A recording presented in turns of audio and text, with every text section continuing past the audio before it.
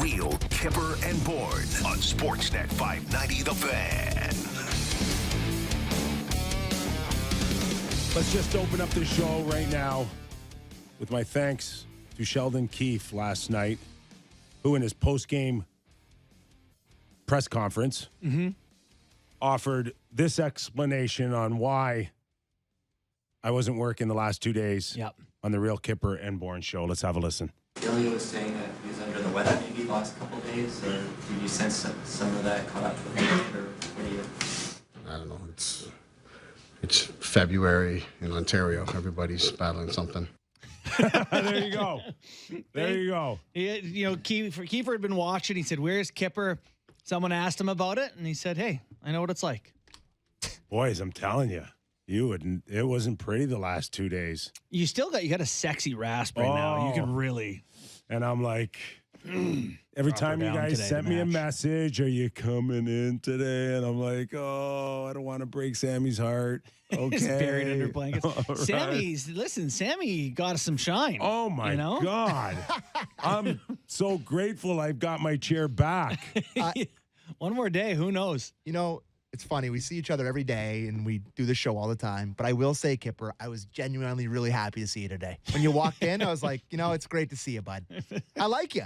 You're a good guy, and it's a good show with you here. We prefer when you're here. So there I you would go. say the ultimate compliment to Nick is that we referenced him 32 times. At least. Kyper wouldn't have liked that, eh? Yeah, at least. Yes. There were parts of me that watched a little bit. Yeah, Oh, okay, yes. Good. Tuned in a little bit, and then I hacked a lung up, and I shut you guys off. That's good. And also for those watching on YouTube, if it seems like I'm hiding behind my microphone, someone has adjusted it. And I don't know how to fix it. What is happening with your mic? Do you want me to come in there and fix it for you? Down. Did we have Pascal Go down. Siakam in here for an interview? You look like you're ready for pitchers and catchers training camp with the Blue Jays. How do you fix that? It's on the side. Do you need a hand? No, I'm fine. Are you sure? I'm just going to sit with great I'll get it posture at the break. I'll get it at the break. Can I make a recommendation? Just like those lounge singers, just take it off and then just start moving around with it. Just work the room? Yeah, work the There's room. no Just room take to it work. off. No room to work in this spaceship. All right, boys. I think prior to my 2 sick days, there was a part of me that said, I think teeing up this game, that the one thing that kind of I was weary about was it's the last game. Mm-hmm. Everybody's got plans. Everybody's thinking maybe one thing the moment the game's over.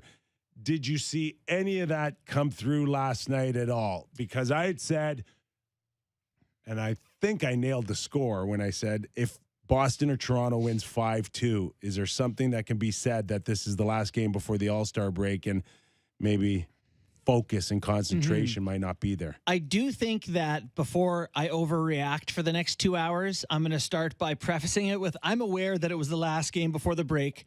I'm aware that they were missing their number one center in Austin Matthews.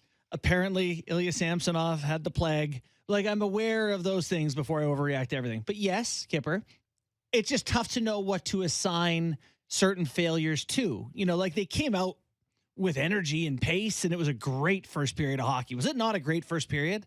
And then they just couldn't sustain it. And, maybe their gate check was starting to board or something. I don't know. But, yeah, maybe that was part of it. In Ontario, everybody's battling something. Leafs lose 5-2 to the Bruins last night at Scotiabank Arena in the last game before February 10th. So they got quite the time off, as we do, to dissect. Well, I wonder when they'll call him back. Will it be Wednesday? Will be first practice that they'd call him back? Yeah, my gut says sooner than that. But, yeah, you want to give him lots of time. So what we're going to do is break down each 10 minutes of that 60-minute game per show. Yes. We got to stretch it, baby. Okay, let's go. We'll dive into it, but we'll let Sheldon go first on what he saw, to start the game and how it progressed. Well, I had the first 2 periods were pretty close. I mean, obviously it's a 2-1 hockey game after 2 periods. It's it's right there, but we talked about it this morning. They're a team that puts themselves in a spot to win games and forces the opposition to chase it a little bit. And when it opens up, they make you pay for it. And I think that's kind of what happened here. Mm-hmm. Your overview, Kyper? I didn't find both teams particularly sharp, which meant that we did get a lot of scoring opportunities in the first period. Chance. Yeah. And the goalies were really good. Samsonov was unreal in the first. Just seemed like Samsonov had picked up where he left off for, 90% of the season, and that's playing at a high level. And he looked up to the challenge to go up against Ullmark. I know. There was, after that first period, I had a moment where I was like, hey, like this guy's been great. He's kind of won the net. He, guy from pedigree, big game here. He looks like he's up for the task. So didn't go that way for the next two periods, though, did it? In terms of my takeaway from that game, Keith mentions, we'll listen to some more clips of his along the way, but he mentions at one point that, the Bruins kind of stick with it, right? They just stick with it in the process. I thought that once the Leafs fell behind 2-1 particular, way too eager to try to find one, to create one, de-pinching, just opens you up. And that's when the game got really dangerous for them, is when they had their guys taking chances, and that exposed them. Samsonov didn't bail them out. That's all I got. And it was safe to say that you were getting a better Boston Bruin lineup coming off of 3 consecutive losses here. Yeah. Taylor Hall had a great quote that I had heard about not happy about those 3 games, and there are 3 games that they didn't deserve to win, and that they knew that they had to come in here and play like a team that was desperate for a win, which is pretty incredible when you're talking about a team that has only lost 7 times.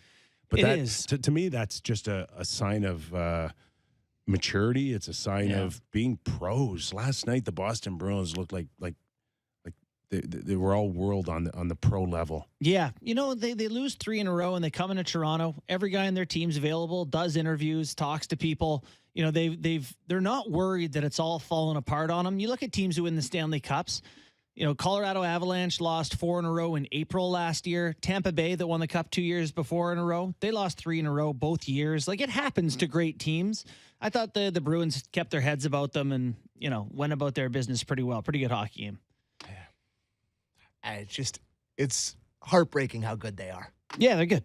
By the They're way, really... did you see the opening segment I did where I had to pick, Leafs or Bruins, top 6, bottom 6 defense? Yeah, you and Sam and Carolyn pregame went over 6 or 7 categories. Yeah. I actually love that segment. Great idea. Whoever came up with that. Good producing. It would have been real short for me. I would have just Bruins? Probably had the Bruins right across the board. You could have. And I got killed for it, right? Because I took the Bruins bottom 6, the Bruins defense, the Bruins PK, the Bruins power play. Well, the Leaf fans killed you. Right. Oh, okay. Well, that doesn't really count. No, that's fair. But I don't think objectively, like the number 1 PK in the league, their penalty or their power play has been awesome in the postseason where the Leafs haven't. I don't want to go through it all right now, but yeah, I feel like it's tough to watch those 2 teams stacked up and be like, where is the advantage? Without Austin Matthews, it's certainly significant. It's a big absence for them. Well, the bottom 6 thing, look no further than last night. AJ Greer scores a goal for them. Yeah, playing. Zaka scores 2 goals for them. Yeah. Carlo scores. Yeah. Forborts was a shorty. Yeah. Like, they shut down the top 6. they didn't even get they were decent. They had that good chance where he dusted Riley, but I thought for the most part they did a really good job on the top guys, and the bottom 6 was just far better than the Leafs bottom 6. Let me just stay on your pregame segment that was on Sportsnet last night, and you had picked the top 6 with the Leafs, and that was based on Marner, Matthews, Tavares, Nylander, Bunting. Yeah, and Bunting. To me, it's more guys. The 3 Bergeron, Marchand, Pasternak might be the best 3 going, but and that's where for me, that's a bit of a wash, to be honest with you. Sure. And if push came to shove, I'd rather have the guys that I know have won before, playoff proven. Hall, Krejci, Zaka was their second line, yeah. And Hall's won a Hart Trophy. And can get it done at both ends of the ice. Bergeron, our modern day best 200-foot centerman. I think part of that, Kyper, for me is I'm hoping that he's aged a little bit. Yeah. And that Marchand is not the best version of himself either. Yeah. And you're getting the best of the Leafs guys. I say with fingers crossed. See, the one thing that kind of stood out to me last night is, Bergeron, Marchand, they came out. I think they hit the crossbar really early. Great first shift. Right? They won the draw, got it in. First shift. But as far as putting the puck in the net, producing, carrying the load of having to produce, they didn't have to. No. And to Sammy's point earlier, when you see a Zaka or a Greer picking up, some goals, then you're in a scenario where if by chance Tavares and Marner kind of cancel out Bergeron and Marchand, then it's the deeper lineup that ends up finding a way to win. Yeah, and that's how they're able to stick with it and be patient and just sort of let that take its course. Now, there were bright spots for the Leafs. Like I thought Nylander carried a lot of the play in the early part of the game anyway. I thought he looked good. Again, Samsonov had that good start. There's moments where you go, okay, I can see how they beat them earlier, how they can hang with them, whatever. But you're talking about a 7-game series where these things, you stay at it, you stay at it, weaknesses get exposed. And the one thing I get, again, watching last night is if Mitch Marner isn't the engine, if he's not carrying and not hitting, and he scored a nice goal, no question about that. Yeah. But him and Tavares struggled. They were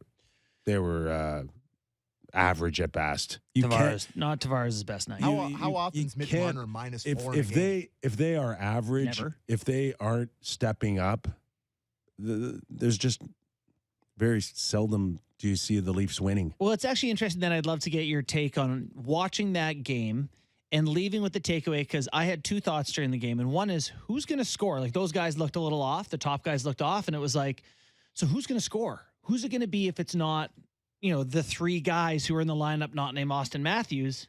Go ahead, Sammy. And this is something that's happened to them in playoffs. You run into this and go, okay, if they're not jamming, who's it going to be? You think back to the deciding games in the last 2 seasons versus Montreal and versus Tampa, when those guys got shut down, which often happens in playoff series to top guys. You look for who in the bottom half is going to contribute with a big goal, and it's the same story. That's why we come in here when Engvall looks awesome against a depleted Capitals team, and you talk yourself into it, and then you see them against good teams, and it's like, okay, you can't count on Engvall to produce for you. You can't count on Kerfoot to go get the next goal. So I see a lot of things today about how Liljegren and Sandin struggled, and how maybe Dubas is like, okay, maybe, that's where we have to address it. But I still feel like, my point is, you need someone on both sides. You need a top 6, and you need Jake Muzzin is who you need. Healthy Jake Muzzin. I think the other thing that stood out for me is that they don't look like they can physically challenge or at least not look inferior at times. I don't even think you physically. mean like, and I'm not talking about body checking. Right. I'm just talking about battles. And if we go back to a situation where you think you're in the game, and then maybe one of the worst fourth line shifts I've seen in a very long time, where I don't know how long they were ended up being out there, and Wayne Simmons probably had the best opportunity to come off in the neutral zone, chose not to, and they were dead dog tired. Yeah, you could see right. You watch the clips before Liljegren's like poking at it. It was a 2.5-minute shift for Sandin and Liljegren. Oh yeah, they were just no resistance at that point, which tough to fault them. They had a tough night, a really tough night, and if I'm not mistaken, he kept them together the whole night. Mm-hmm. Like, how does that happen? At some time, at some point, I get there's been a lot of gain. Right? You've had a lot of sample sizes. So if you wanted to go back to that pair after the All-Star break, I wouldn't even have a problem with it. But when there's some nights a coach can identify that this is not their night and I got to split them up and he doesn't, then I question Sheldon. Here I'm going to tell you my thoughts on that is that they were both so bad, and they haven't been, but they were both so bad that I think you risk making 2 pairs bad. Oh boy. Like if it's Hall and Sandin now, or it's, Liljegren and Riley. Yeah. Like it just wasn't their night. Not saying they can't have good nights against the Bruins, but even the fifth goal bothered me. The fifth goal, and you think it's over, and that Sandin gets that was bodied off the puck. Sandin getting completely squeezed off by Pasternak, and then it's tic-tac-toe in front of the net, leaving Samsonov out to dry off of Zaka's second goal. Mm-hmm. That one bothered me. And again, what last night made me revisit is that, the Leafs collectively, they've done a good job defensively, but they're just too nice back there. They're just not, they're not mean. They haven't got a mean bone in their body. They're not constantly getting in people's faces. And I'm watching Carlo absolutely own Bunting in front of the net, have some nastiness. It's the penalty he took on Bunting that didn't get called? Penalty, and we'll get into that. Okay. That's a separate conversation. Yeah. And then I'm watching this Clifton, Connor Clifton. Hey, you like him? Love him. What? Love him. Oh, okay.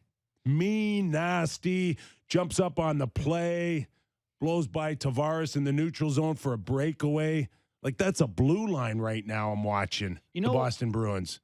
I looked at their blue line. The one thing that does stand out to me is that the learning is done with that group. No one, I think the youngest guy on their decor is Carlo at 26, Clifton's 27, Grizzlick's older than that, Forward's older than that, and none of them are old. Like you have a bunch of guys, they say with defensemen, it takes 200 games, 300 games, whatever you think it is to find yourselves. Like these guys have done their finding. And so I think it's a fair question about in a playoff series, whether it's Boston or Tampa Bay, Sandin and Liljegren is your third pair. We know how excellent they are. We know in terms of breaking pucks out in the regular season and all that, but it is, it's a different ask in the playoffs. It's a different ask. It's going to be Tampa Bay every night, and it's going to be big bodies. If you get another guy, Sandin's probably in the press box in round one. You feel pretty good about that group with him as an option to come in. But where do you find Jake Muzzin 2.0 at this point? Because even Chychrun's not that. Is Gavrikov that? It just kind of baffles me a little bit that you felt you had a need last year, and you go and you handpick Lyubushkin, and Good pick. It's a good pick, and it gives you a little bit of a different look back there. Wouldn't you have loved him not with Riley and playing the third pair? Okay, lose him to free agency, but don't replace him or don't find anybody that can come in and do that. Mm-hmm. Do you think if they were to go back with with Sandin Liljegren and say that was a learning experience for those guys about preparedness and what the level needs to be like, do you feel like they could find it, that they could find their way through 30 more games postseason? Well, they have to. They got no other choice. Well, the team has choices over the next 4 weeks. Well, not enough to, I think, blow up that, that investment that they've made over the year and a half. It's just a matter of, I think, putting them in certain spots that they're not vulnerable, or, you're not going to get outmatched physically. I just don't see them playing 20 minutes in 2 or 3 best of sevens and not seeing a lot more shifts like we saw on the Carlo goal. Yeah. Every other night. It's interesting that they gave Riley and Brody the tough matchup last night. So they played the pasta line, the whole night, where in the postseason in the past, it's been Hall and Muzzin, or, really whoever's been with Muzzin. But Giordano and Hall have been the matchup pair this year. In that game, they give it to Riley and Brody. And I wonder if that wasn't something of a test. Like Brody, they think is their best shutdown guy. Can Morgan play against top lines all postseason? I got to tell you, doesn't feel great, watching him defend. Was it our very own Luke Fox that asked Sheldon after the game about the gap between Boston and Toronto? It was. I found this really interesting. Let's have a listen. Oh, you guys are watching the games. Last time we played them in their building, it's a tie game with a few minutes left. Tonight it's a 2-1 game going to third period. Like, the margins are thin. But over the course of the season, I mean, it's significant. I mean, they just stay with it, right? I mean, they're 40 goals better than every team in the NHL. So it's a significant gap between them and the rest of the league when you look at the season in its entirety to this point. But when you're in the game, you're right there. I mean, that's what's tough, because you certainly in Boston and then here again tonight, we're right there. But the difference between being right there and winning the game and being on the other side of it, that's significant. That's a significant challenge and hurdle. That team is dialed in and focused and competing and working, and they make it hard. Was that, in describing the gap, was that 3 significance or 4? It's a significant gap. I would say it's rather significant. I think the gap's significant. That's what he basically said. I'm not sure anybody in Leaf Nation really want to hear that. It's getting redundant. Well, it's really a compliment to, that was a great drop. Really a compliment to the Bruins, because the Leafs have been unbelievable this season. Like, their winning percentages through the roof. All they do is beat everyone, and they are 13 points behind the Bruins now with 30 games left. They're 15 points ahead of fourth in their division. So they're finishing second or third, boys. Prepare for Tampa. How about this? Would you make trades based on your first-round opponent? Yes. You're saying, okay, well, don't even worry about the second round. Yeah, Who do we need to beat Tampa? You got to understand that the blueprint to beating Tampa is also the blueprint to beat Boston or get to a conference final or a Stanley Cup final. It's the same blueprint. Yeah, so, okay. Right? Yeah, you need bigger, you need stronger, you need heavier. Yeah. You need one here, you need one there. Yeah. Timo Meier is 6'2", 210 or something like that. If you're going to beat a mean guy. If you're going to beat the Bruins or Tampa, you need at least 2 bottom 6 guys, maybe a top 6 guy, maybe maybe 2 D-men, and maybe a goalie. But other than that, It's quite the checklist, Sammy. For all the top 6 talks, Krejci is below a point per game. Bergeron has 38 points in 51 games. Zacha has Kerfoot points. It's not like the top guys in the Leafs can't outperform them, and that's what it's going to come down to. Yeah, you're right. You're right. If they can step up and be the engine that we talked about earlier in the show, they have a chance. Yeah. They do. But those guys, Allmark needs to not be that goalie that he was last night. It's going to be an extraordinary level that they're going to have to hit 3 or 4 guys. Yeah, I just wonder how many. Can there just be a few games where they just take it away? I just don't. I don't believe. Oh, come on. No, I don't. I watched that team, and it just again. I said it last night on Leafs Talk. I'll say it again. I want to believe. Yeah. And if they can prove me wrong, sure, I'll feel like an idiot. But couple of guys get you over the hump. Couple of new bodies. I think. Listen, you can't go into a playoff series with the bottom 6 the way it looks. Just flat out.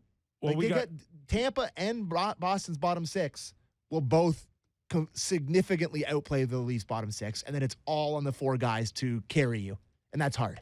In about 20 minutes, we're going to have Luke Gazdic, of course, doing some nice work on Sportsnet. We're going to ask him about that bottom 6, a guy that knows a little bit about that role. Wayne Simmons got another opportunity last night. Mm-hmm. And we should just mention that he punched AJ Greer's head off for sure. his shoulders. I bet you Greer wishes he didn't get a chance in that game. Right. And, for the most part, I didn't mind him.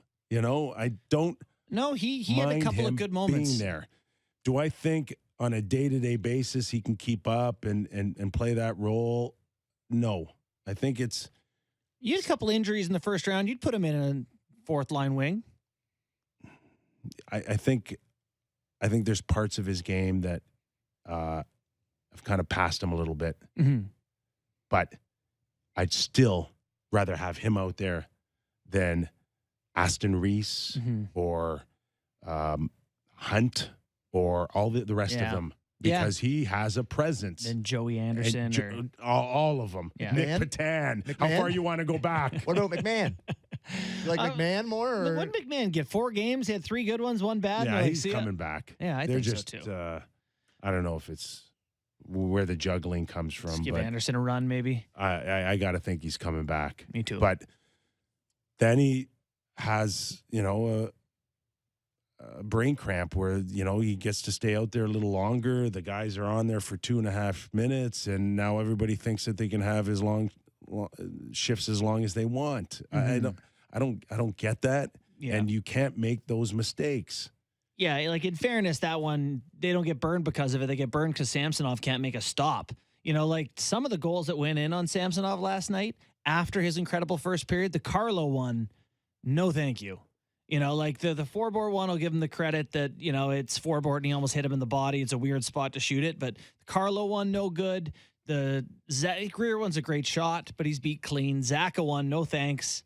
Not a great showing down the stretch there for Ilya. And you know what weirded me out the most is the one where Zaka cuts back on the 4-on-4.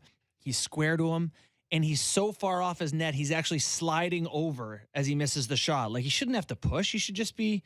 So there was just just a strange night for the goaltender. Sammy, does that bring us to my article today in the Toronto Star? If I would like to say that since the time I said that I believe in Ilya Samsonov, he's allowed 11 goals or 12 goals in 3 starts. So you're going to blame me. Today I wrote an article for the Toronto Star. It's around the Leaf goaltending, and you can find it on my Twitter account, Real Kyper.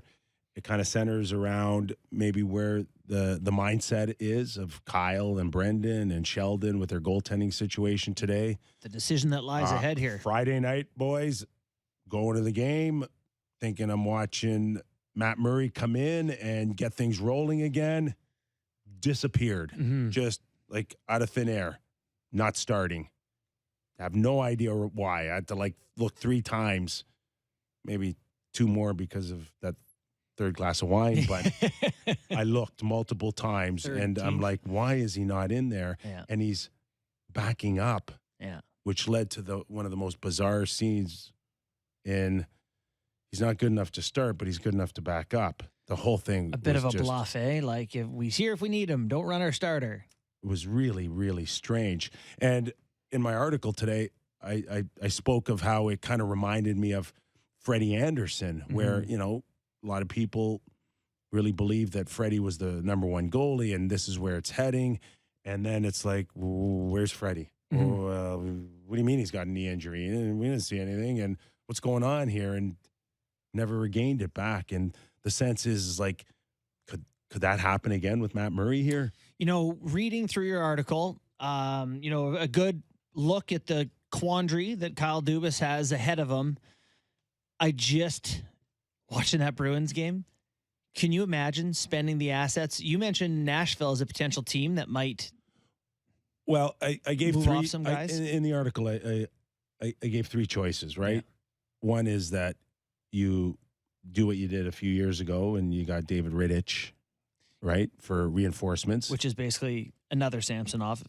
Not to answer your questions as you're asking them, but or you do something bolder. And you go out there and get a goalie that is not UFA, that can give you another few more years at a very cap-friendly number. And the sense is that Vancouver may be listening on Demko. And then I threw out UC Saros as a potential, watching the Nashville situation, which multiple teams have told me that they think that they might be in the selling mode if, in fact, they get too far away from a playoff scenario. And I'm sorry, what? UC Saros? UC Osaken UC? The fact that David Poyle and the Nashville Predators have the draft in June, and Saros is going to be 28 in April. If they're not going to win now, might as well get a haul. And that's maybe the sense, and it's bold, but. Would you rather feel like at least you got someone that the boys can be comfortable with moving forward for the next 2 years, or in the pecking order of priority, it's not there for you? Well, it's just to get UC Saros, I mean, the guy almost won a Vezina trophy. He's one of the best goaltenders in the NHL. He's going to cost that package that we've talked about. We've talked about trading for months now. The Nyes in a first, Yeah. Yeah. And then you go, okay, what about the rest of the roster? And you're like, we got no money left. We can't spend anything. It's like me walking around the mall as a kid. I got $9. If I spend my $9, I don't. That's the end of it. If you don't have a goalie, you can trade for as many Timo Myers as you want. You got nothing. But you can't watch that game last night and be like, no, at least the goalie's the difference. Listen, I think you could. I didn't write the article. Yourself. I didn't write the article today to say that this is what they have to do now. So here's the pickle. They've got 30 days. They got 30 days. They've got they'll have, by the time that Murray comes back in and is healthy, they'll probably have 25 games to go. How many starts do you want to get Murray back in before you start feeling good about him? How many more for Samsonov? If Samsonov has another 3 or 4 like he had on the weekend, how less engaged are you on him? Where are you? Yeah. Going up against Vasilevsky in the first round. But to Sammy's up point, in my mouth. That's where I am. If you're short on a power forward or you didn't get the defenseman that you want, at the very least, could you have a goalie in there that you think that could steal you a few games? If you trade for UC Saros, he better be Vezina UC Saros because he's going to see some grade A chances. Yes. Defending on the left side is Riley, Sandin. It's just hard to envision right now, feeling the way you do about their goaltending situation now, going up against Tampa Bay Lightning. That's all. Yep, but it does feel like last year with Campbell where you say if he gives us a 900, we might get to a game 7 and have a chance. If he's an 880, we're toast. Yeah. We just need him to be okay. I'm not going to throw Samsonov in the river for 2 bad starts in 3 games. No. I think he's shown enough that you can maybe believe in him a little bit. Just move on. I think that's maybe as far as I'd be willing to go, that you'd have a little bit of belief in him. But the Murray situation is definitely Freddie-esque. And when I read that from you, I was like, God, I wish I thought of that, because it's very, very similar in terms of a guy that has the past of injury, seems like he's kind of, I don't know, like there's some intrigue with him off the ice in terms of him not being able to play and him getting hurt in a morning skate and all this stuff. Like the parallel is there. And then if you don't have a backup and Samsonovs get lit up in game 1, you're going to go to Wall? Well, no, that can't happen. But so David Rittich is brutal. But I don't know who picked him out of Calgary for the Leafs. Yeah. But that's just not doing your homework. That guy was never the guy. Okay. I can live with that. So I can live with that take on Rittich because I'm not particularly passionate about him, but I liked the idea of having an insurance policy. If having an all right year in Winnipeg this year, David Rittich. Is he? Yeah. He's probably played, 10 games? 13. 909. If what you say or what I say is true, that you only got to be a 900, 910 to have a chance to win, and that's, then there are guys who can do that. There are other Ilya Samsonovs, and now we're talking the 3rd round pick, 4th round pick type of guys as your 3rd goalie. Well. Or your 2nd if Matt Murray is. If you're going after your 3rd goalie, then if you're going after a goalie, you're not putting him in a Rittich situation. You're putting him in behind Samsonov, I think. Yeah. So then and you push Murray out. Basically, you say to Matt Murray, Matt, March 3rd's the day. You need to be healthy and playing well enough to make us comfortable that we don't need to get someone else to replace you. That's where he's at. Can they put him on Robot Island and take his LTR? I wonder how deep they are in LTIR. If they use a little bit extra, that'd be fun. Oh, they're deep. They're deep, but I don't think they're all the way to the depths. I think they could. What's the depths?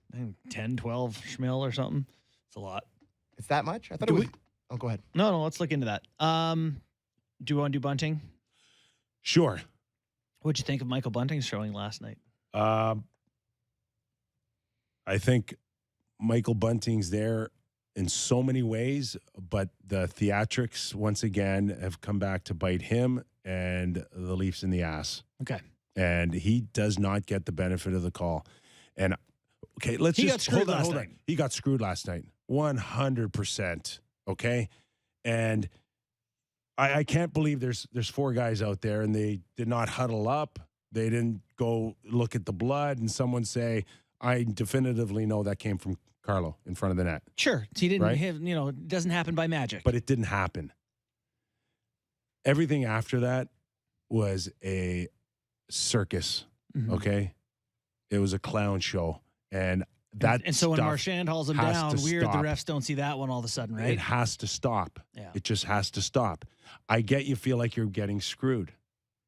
But the right answer is just to play through it. And that's it. Mm-hmm. But for no one to calm Bunting down, to let him continue to rant and have a temper tantrum on the bench, nobody, not a veteran, not a coach. I hated that on the bench. Okay. The guys snapping the stick over the board. Stop Stuff like, hey, it. like Stop who it. was it It's this year? not Someone hit their helping. teammate in the face with a stick. I think it was Shabbat. It's just in not Ottawa. helping. It's not helping.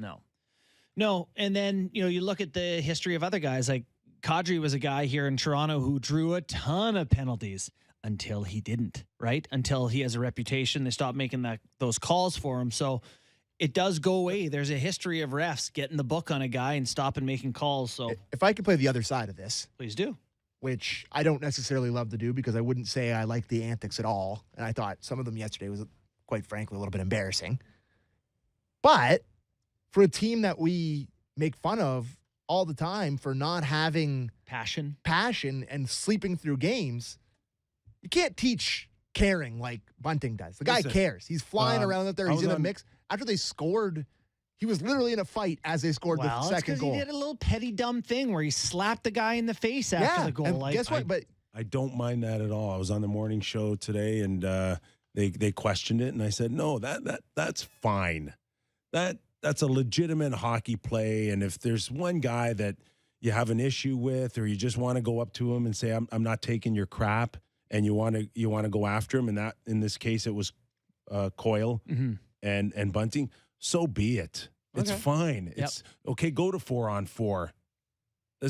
That's not that shouldn't derail you. That shouldn't lose your focus. You lost a draw off the 4-on-4 and you never recovered. Yeah.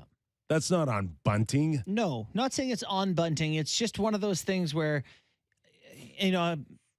I want to say that I just want him to play hockey, but I don't want him to lose that edge. So, yeah, maybe this is a place I need to change my opinion here and to say, okay, that's fine. I'll back up my boy Sammy here and say, like, you don't have enough of those guys. He's it. How much of that is fake? How much of some of the stuff is... I'm okay to fake it till you make it. Yeah. I'm okay with that. Listen, I don't know if he weighs $160. He's small. He's not heavy. He can't fight. He doesn't hit. But somehow you notice him.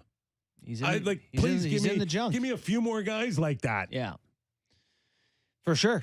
There's no doubt. There's no doubt that what he brings is something they need. And say what you will, whether or not you think he's a 20-point scorer who gets 40 more because of Matthews and Marner and Nylander. Oh, yeah, and that's not the case. The guy is scoring back-to-back years of almost 60 points. Yeah. And he's going to make $5 million next year. Okay?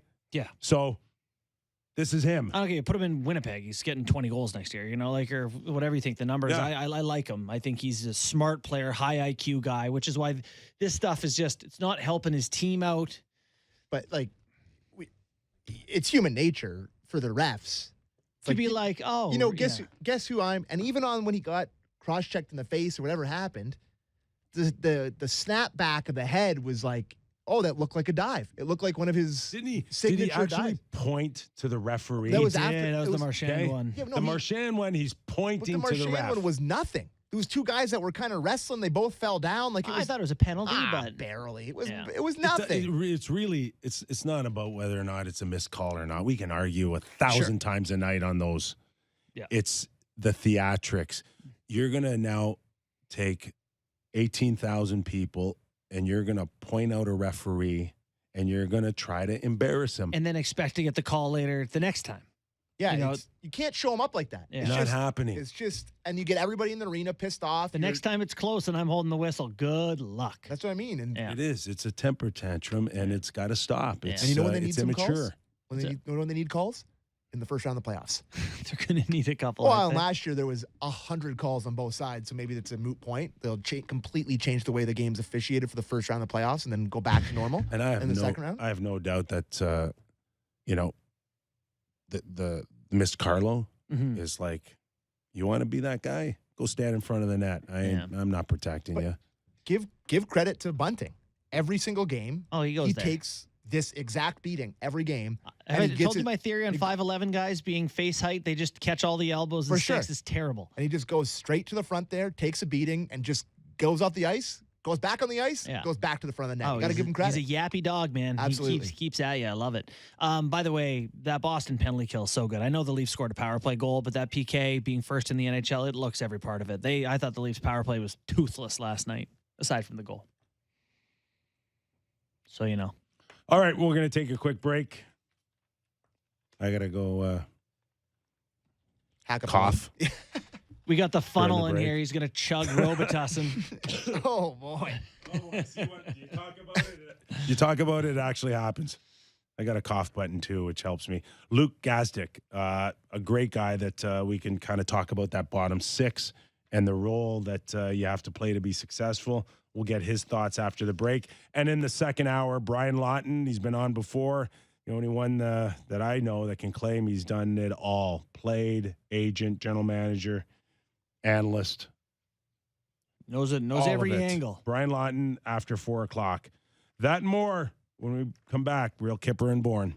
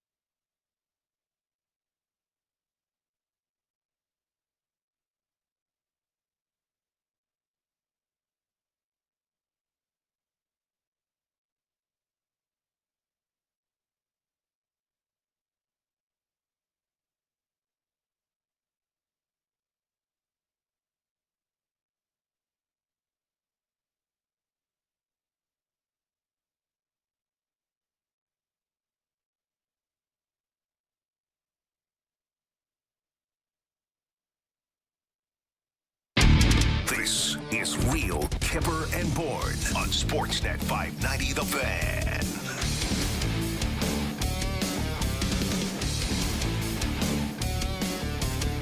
We had a lot to chew on in that first block.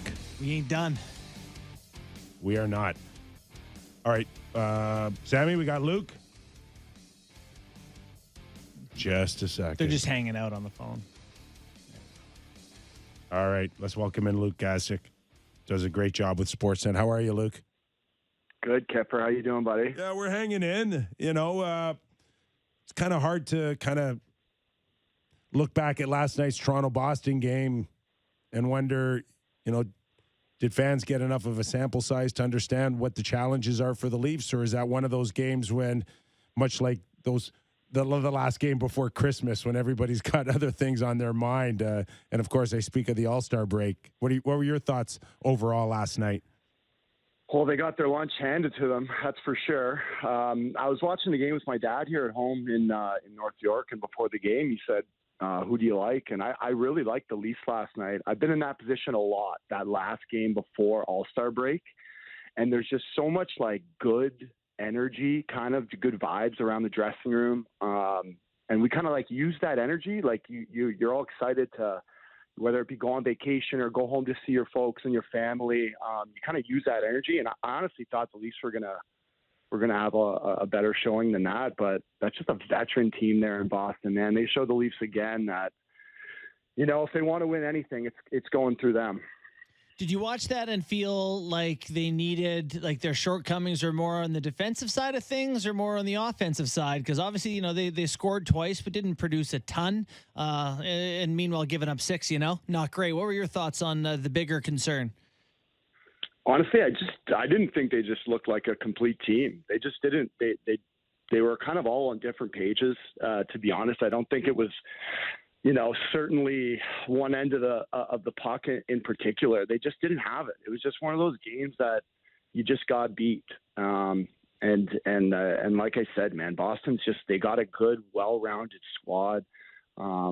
They made a couple moves, even like that Pavel Zacha move is looking like a pretty underrated trade and sign for them, with Zacha getting Halsey locked up to a nice deal. I know they have some money to work with, as their top two centers are making 3.5 this year, but they made some sneaky good moves there to build on that core. Also, some sneaky good moves in the bottom 6. And last night you mentioned Zacha, you know, coming in and not necessarily one of the core guys. But then you look at Greer's goal last night, and you're wondering now, you know, what do the Leafs need to match a bottom 6 like Boston's now? Because, again, it seemed like they fell short last night. Yeah, Greer's a good Toronto kid. Obviously didn't get the better of Simmer in the scrap, but there's tons of guys like that in hockey. You guys know there's guys that are kind of trolling around in American League rosters that are good players, and there's good, you know, bottom 6 depth guys in the NHL that maybe are in and out of the lineup that just need a kind of different look and a different opportunity. And that's up to GM and management to be, you know, sourcing around the league and seeing what's available and who could use a change of scenery. And for some guys, that's it. You just need a new jersey, you need a new city, and things just pull together. I brought up the Zacha thing because I was asking my dad about, you know, whether that's a Jesse Puljujärvi type situation in Edmonton. If the kid just, similar situation, right? First rounder, just needed to change the scenery, and he's playing well for the Bees. I wonder if a guy like Puljujärvi could do something in the same position. Well, that's interesting because you've seen. Go ahead, Kyper. No, I was just going to ask you just one thing on Greer was his fight after the goal, and I think you asked last night in our chat, your group chat. Would you want to give him that fight? Yeah, would you give him that fight? Let's go to you, Luke, and ask. Would you give him that fight after scoring a goal? Man, I always said yes. Honestly, I always said yes. Like there were tons of times where I'd be lining up and you know it's coming. Like as soon as coach calls your line over, you know it's coming, and you have about 15 seconds to make a very, very tough split decision in your mind. And a lot of times, boys, I'd be like, no, you know what? I'm just going to say no. and the guy lines up and he's like, hey, we want to go, and you say no, and he asks again and asks again, and you're just like, you know what, screw it, let's do it, you know? You push over. Like, I don't care. And by that time, like, I was confident enough in myself and my abilities as, you know, an enforcer, as people like to call them, that, like, I didn't lose too many fights. So I knew like, I don't know. It's a tough way to say it in my view, but like, I was confident enough in my abilities that I'm like, hey, big boy, you want to ask me to go? Like, you know, you're going to stand in here. I'll give you one, you know? Yeah. That's great. That's, you know, that does take a measure of confidence for sure. So you've seen a bunch of guys. You've probably played with a ton of guys who you thought, like Greer, like in a different spot, a little more opportunity. Maybe they can, you know, find a foothold. Looking at the Leafs, you got McMahon and you got Anderson and you got Holmberg and, you know, all these guys kind of trying to get in and find that spot. Do you think that they're enough in the bottom six, or that they have to go outside the team and find better in the bottom six? Yeah, they're not there right now. I think even if it's one guy, I've been on teams where you make like one trade toward the deadline, and it looks like a nothing trade. Immediately to mind, Brett Kulak to Edmonton a bit ago. I know I just brought up Edmonton again. It's just a team the Leafs and Edmonton are mostly who I watch. And even one small trade can really affect your team. It's a bottom ticker trade that just kind of looks like it's nothing, and it can really help. And I think there's players in the league that the Leafs should be looking at right now that can really help. I look at guys like Garnet Hathaway in Washington. Even if Poyle's looking to part with Jeannot, I don't know if that could ever happen. But Ryan Lomberg in Florida, I think there's a lot of options in the league that they can look at. It's just about whether they can fit it in with cap. You know, a lot of questions about the goaltending. We thought for the most part that it's been fairly well answered, at least with Samsonov, and unfortunately the inconsistency of Murray. But where would you, Luke, prioritize Kyle Dubas at the trade deadline? There's a lot of boxes, or there's multiple boxes that need to be checked here, but where would you put the priority on? I mean, I don't think you can touch the goaltending. It's been so frustrating with Murray. I mean, I've been on teams like that. You need a guy consistently in there. You know, Ilya's done that for them. But even Murray, like with tweaking whatever he did in warmups the other day, like that drives you nuts. Like that drives coaches and players nuts, having to put your backup, not the backup, but the backup for that night in a situation like that. And you just wish this guy could stay healthy, because when he's good, he's good. But I don't think it's a top priority for them. But man, would you like to see him start to string a couple together here? You know, we were watching that game last night and getting a real sense for what playoffs, you know, the difference of playing a great team against, you know, versus some of the other teams they've played over the last little bit. What do you find is the major difference when you play the good teams, when you're playing in the playoffs, when it's, you know, the temperature gets turned up as much as it was last night? What's different as a player in those games? The good teams, they just don't give you anything, is what I found. They'll make mistakes here and there, but they have coverage for them. So, you know, if your F1 misses on something, they have secondary help. And, you know, if a defenseman, you know, makes a mistake in the D zone, he has help. And they're just so tight checking. And like third periods, once you run into a tight game like that, coming into it, you know, end of the second, third period, they just know how to win. They know how to shut games down. And it's so frustrating, especially as a forward, when you're trying to create offense against a team like that. They're just layers on top of you on the forecheck and good neutral zones, and it's just impossible to get anything going with them. And yeah, good teams just know how to win. Just wanted to get your thoughts on Bunting, and you know, it's a missed call, Luke, and there is a level of frustration there, no question about that. But you know, if you're in Bunting's situation, what do you do? How do you handle it? Man, I've been playing against Michael Bunting since this kid was on an American League deal in Tucson. I was in San Diego. He's been driving me nuts since 2018. So now having to watch him in my home city here every other night drives me nuts. I mean, he's not. Well, what drove you nuts? What exactly? I mean, that's got to be a call, right? The first one, I think, was the roughing that he was asking for when he got, you know, cut a little bit there. But man, the other one was just like an elite dive by him, I thought. And it was just like, eventually you're not going to get these calls. These refs are just going to, they're going to let you dangle. And I don't know. I just think he just needs to shut up and play every now and then. And it definitely saw some frustration last night. So just to, before we let you go, I wanted to get your thoughts on that other team you do watch a lot, the Edmonton Oilers. I've recently changed my mind on them. Kind of figured that looks like the best team in the Pacific Division to me. What do you think about them and their cup aspirations, given a slower start to the season? They are absolutely, the wheels are turning there. Connor looks like, if anyone listening hasn't been watching Oilers hockey, I recommend highly to watch 97 play right now, because this is the best hockey we have ever seen, probably a player play in hockey. He's literally putting this team on his back. They're getting contributions from other guys in the lineup. I think they win the Pacific. I don't know how, far in the playoffs. I haven't really, thought that far down the road whether they're going to, be cup contenders, but I think they win the Pacific, and they're just buzzing right now. They just look like their locker room is in good spirits, and it's a dangerous team there for sure. And I didn't even mention, Draisaitl, who's playing out of his mind now as well. So if they can stay healthy and get some goaltending, they're seriously going to put up a fight in the West, I think. I find it, I don't know what the word is, interesting, or just I'm a little perplexed that, you need to recommend watching the greatest player in the world in ice hockey if people aren't. Like, is there a sense that this guy just does not get the respect he deserves for a guy dominating as much as he does? I actually think so, because if you watch this guy, it's like if you include the goalies, there's 11 other skaters on the ice, but he's at a completely different level than everybody else.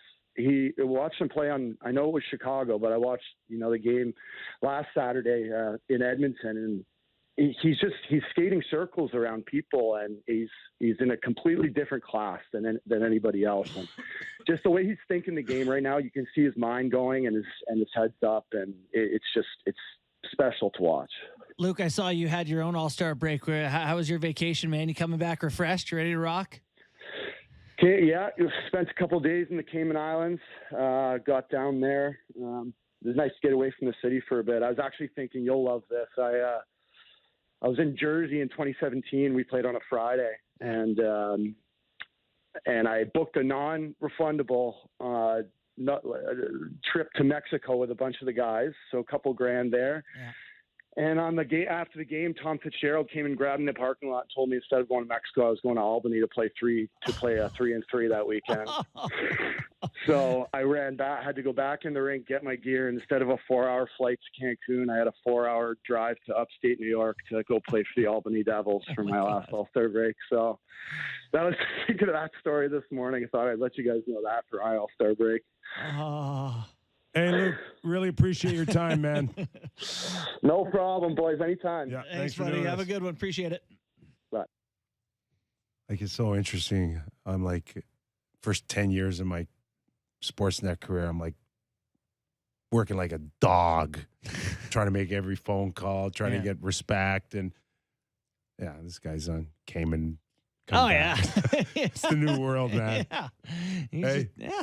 Listen, I gotta say, that's what happens with NHLers coming out today compared to me. I don't think there is anyone that thinks Connor McDavid is underappreciated. That is the ultimate straw man conversation here. No, there's players now. Jesus, there's players on the down at the All-Star game. I don't know where I read it, but one of the players is like he's the most dominant player in any sport. There's a case to be made. And He's leading people aren't talking about him enough. They're not 15 talking points or something. They're not talking about him enough. Yeah. He gets talked about all the time. He's on every advertisement. He's got 17 ads. He's on Hockey Night in Canada every single week. It might have been more of a U.S. thing. Okay, that's fair. Okay? But that's the whole league. That's the whole. Yeah. Sean Payton getting traded would have been talked about more in the last week than the NHL has been talked about all year down there. It is peak. One of the greatest whatever, 3 players, whatever he ends up being in hockey at his absolute prime right now. And the game is better than it's ever been. And it's not a fair fight when he's out there right now. I would say he's the greatest player I've ever seen play hockey, period. Yeah, but given our ages, that's a reasonable take. Like, he's better than... I don't... Crosby never looked as dominant as McDavid looks right now, I don't think. No one... I just was in an era where a guy scored at 3 or 4 times the rate as anyone else. Yeah. So 100%. So you've seen Gretzky, you've seen McDavid. Was Gretzky more dominant in that era? Well, yeah, he was, Yeah. but you know, there's different reasons for that too, and might be level of competition for the most part. I mean, guys, there's more goals. Third in and general, fourth liners, you know, were not as they are today. Yeah. The skill level's gone to a complete new except in the Leafs hemisphere, but it's apples to oranges. So do I look at Connor McDavid as the greatest skater I've ever seen my whole life? Absolutely. Mm-hmm. He's not doing the skills comp and nor fastest skater, nor should he. What do you got, 5 hard laps? How many you got to no thanks. He's not doing the fastest skater? He's not. He's doing the accuracy shooting. Come on. If you're Edmonton, would you want him going 1,000 miles an hour without a helmet in the corners? I think firing the pucks at the targets would do fine for us. Shoot, bud. Yeah. Well, and if I'm McDavid, it's like, look, the best dunkers in the NBA don't dunk. Why am I doing this? The interesting part is that for me in Gretzky's era too is that he was also in Edmonton and he got way more U.S. exposure than Connor does right now. Mm-hmm. Like, really? Gretzky hosted SNL. Listen, Gretzky is a household name. He's synonymous with hockey in the U.S. He was constantly on the Tonight Show. David Letterman. Imagine Connor McDavid hosting the nightly news. I don't know, let alone SNL. I don't think it'd be very thrilling. Would you ever see Connor McDavid? Gretzky had more of an appetite on Jimmy Kimmel, or would they even know who he is? Like, great question. I love the question. Does Jimmy Kimmel know who Connor McDavid is? That's a great question. like we'd see every once in a while, like Henrik Lundqvist on Jimmy Fallon in the last few years, but he played for the Rangers. He's one of the biggest weapons in league history. I know, and Fallon's a hockey fan, and you can find him at a Ranger game. Guy, right. So maybe that's a bad example, but there was a relationship between the league and NBC because, of course, NBC had a 10-year deal. Mm-hmm. So it's probably a little easier to put something like that together. But as far as, you know, the exposure of Connor McDavid in the U.S., it's almost non-existent. That's interesting. Yeah. Well, that's something, you know, now that ESPN has the rights, I wonder if they're more invested in having him become a household name. They're a star-making machine, right? They should be promoting him like crazy. It's just gross what he's doing right now. So did Gretzky in any way facilitate the trade to LA? Like, did he? For sure. So, because he seemed to have more of an appetite for that, right? Like Austin Matthews. It was a contract scenario. Like who?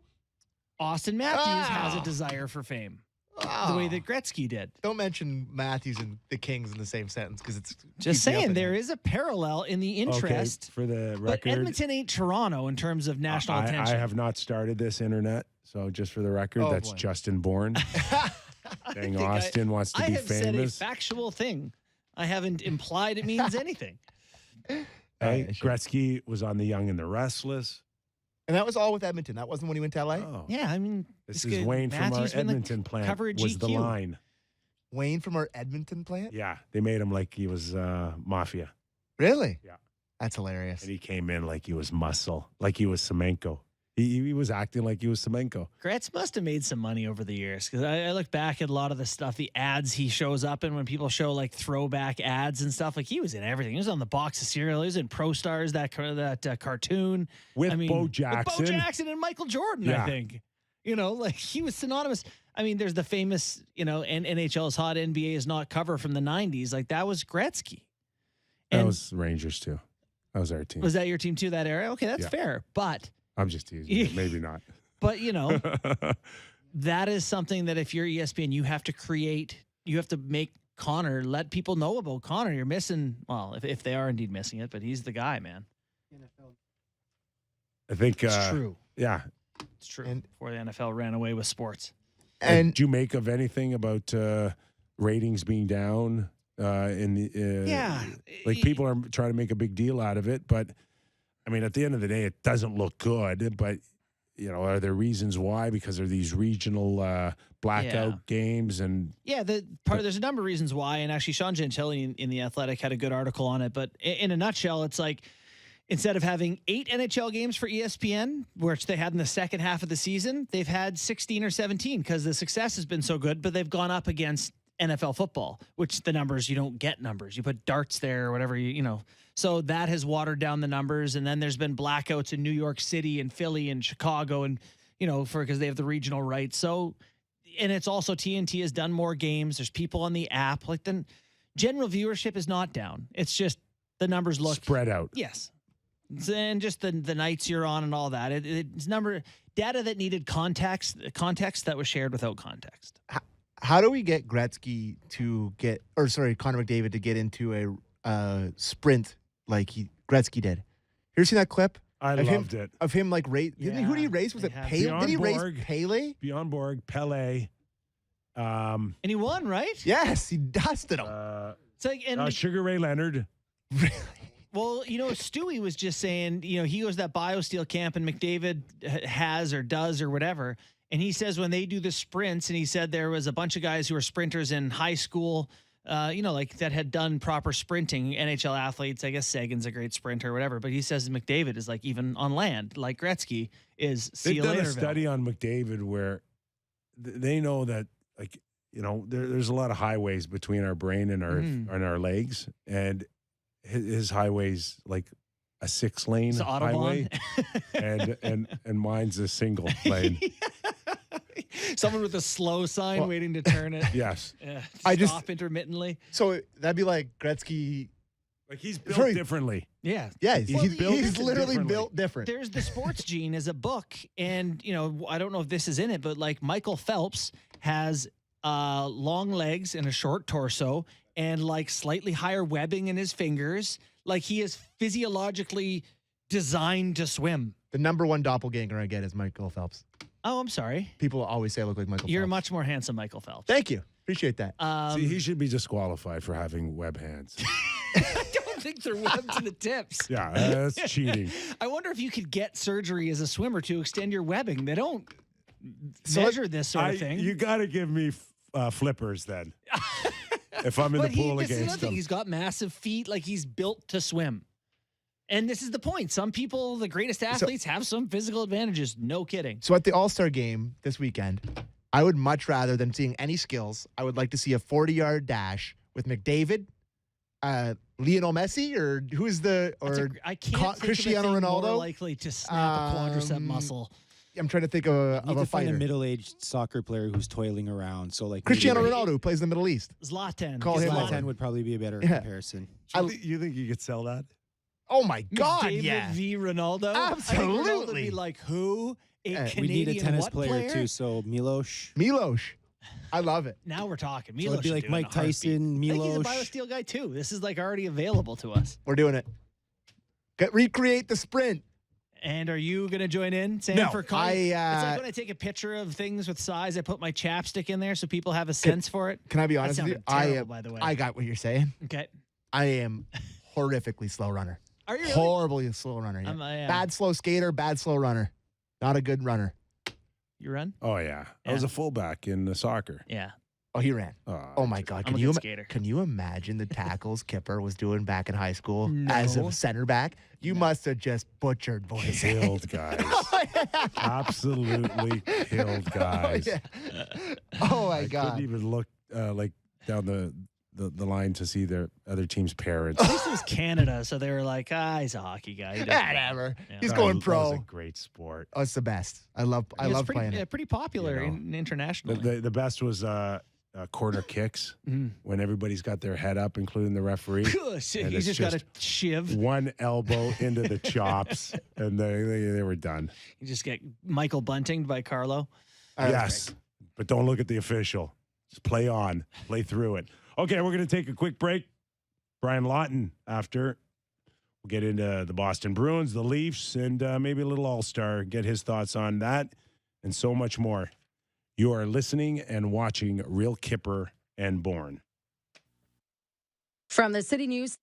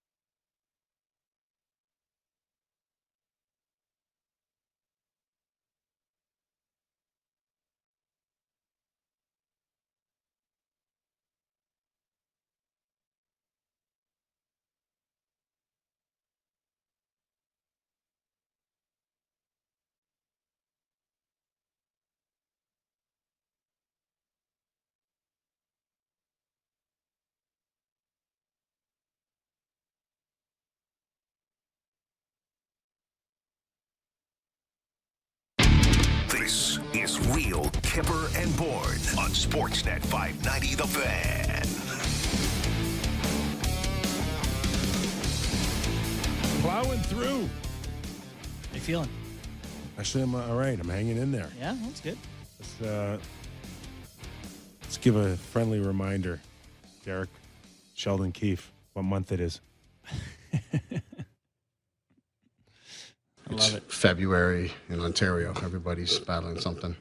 That's right. He's so right. You know, it doesn't even have to be sickness. We're all just in a fight out here for our lives, all right? It's February. I am playing that every day in Until February. March. Have you seen the weather in the next day or two? Yeah, it stinks. Yeah, it's like minus 20, feels like minus 30. It's the only reason to go to Miami right now is for the All-Star game then. Yeah. I want to be there right now. You would want to be there? Oh, yeah. I wouldn't take anything in. I just hang out at the beach. If Sportsnet was like, we will send you there, you don't have to do anything, I would say yes, then I would not go, and I would just stay home. No, You're not a beach guy? Not a beach. Maybe I'd go golf. Oh, I love the heat. Love the heat. You know, I thought I did, so I moved to Arizona. No joke. I was like so tired of living in cold places when I retired. Yeah. I was like, I'm just going somewhere where it's goddamn warm. And I went to Arizona, and 2 years in, I was like, I am so bored. I am just so bored of every day being golf sunny. every day? No, I didn't. I mean, I golfed here and there. You know what I did is I sat at the bar. It was cheap in Arizona. There's your mistake. Yeah, I was indoors a lot. All right, Sammy, where's Brian Lawton? Try and track him down. All right. I sent him a text here. Well, he'll get back to us. Okay. Here All right. What do you want to do? You want to start a conversation that you and well, I saw it on JD Bunkus had? I didn't talk to him about this, but I saw it on his podcast this morning about who the second most important player in the league is.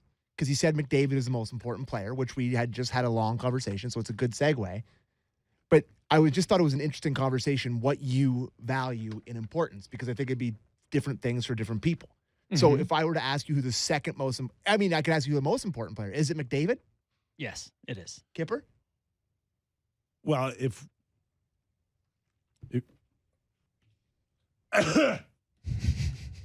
oh my God. You didn't pick that up, did you? Yeah, you just coughed straight in the mic. Oh, did I? Oops, sorry, everybody. My wife's like, The make cough sure button you was cover the your other mouth. one. Who's that? Okay. Said the cough button was the other one. Yeah. Oh, sorry. What did I press? Amplify. Dump. What's the red dump button for? Does that mean I need to go to the bathroom? That actually gives you guys control if we were in delay. If someone, say a former player like someone that we've had on before swears.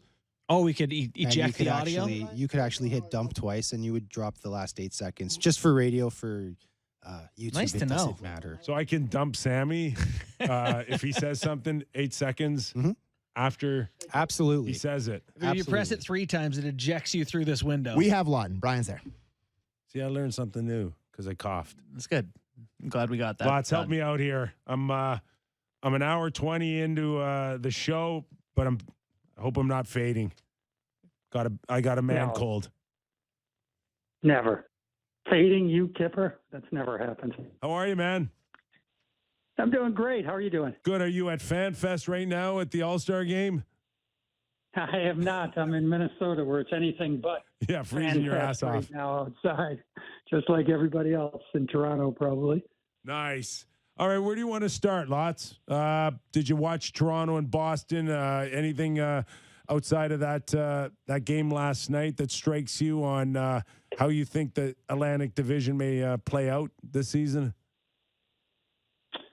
I don't think there was any real surprises in that game other than there's a lot of talk about the playoff format and how a couple of monster teams can face off against each other potentially so early in the playoffs. I get that. It's not going to change this year, so I think people should probably relax on that. Maybe it will in the future, but I would not bet for that, to be honest with you, Kyper. I just think it's the way it is. It's unfortunate for good teams. It's almost kind of like Phil Mickelson being a good player in the Tiger Woods era. Just the wrong time. Yeah, that is the best comparison I have ever heard for the Toronto Maple Leafs right now. That's wonderful. So the Phil Mickelson. It is. The Leafs are Phil Mickelson. This is my new. I'm using that every day. Oh, henceforth. yeah, that's a good one. Yeah.